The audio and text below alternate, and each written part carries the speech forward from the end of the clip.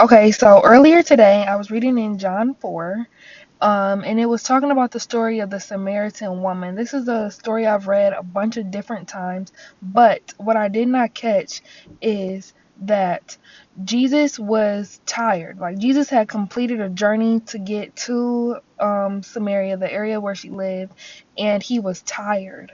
The significance of that is that God can use us when we're tired. God has a purpose for us even when we are tired. And sometimes we gotta be tired in order to reach the level of desperation that he wants to use us. Like, some things we won't do unless we are desperate. So Jesus was tired and he asked the woman for a drink of water. Now Jesus is God and his ways are not our ways, but that's just a revelation I got.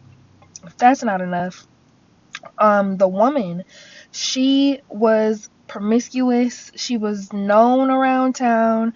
She had a reputation. She had 5 husbands and a boyfriend, and God knew this information about her. Okay, you probably already heard that. What you probably didn't know is that because of her reputation, she would draw her water at a certain time because she didn't want to be seen. She was seen as an outcast, and she was like embarrassed about who she was. Like, she was not only physically parched and in need of water, but she was thirsty in her soul, and that's why she went and had all these husbands and all these boyfriends and stuff, because she was thirsty in her soul, and Jesus knew that. And Jesus asked her, "Can you get me something to drink?" You talking to me like, you talking to me like you're a Jew and I'm a Samaritan, like we're ops. Like, she was viewed as the opposition of God, not only because of her behavior, but because of her religion and because of her race. Certain things out of her control, she felt like stopped her from having intimacy with Jesus. Mind you, she didn't know who he was yet.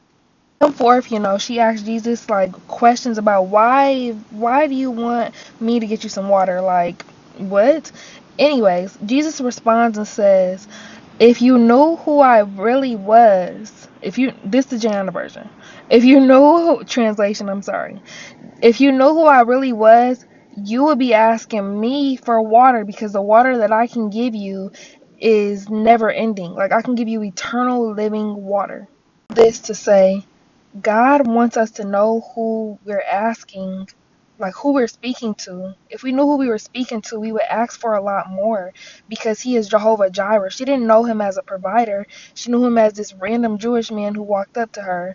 And I'm going to make a full video, but that's all I got for now. Bye.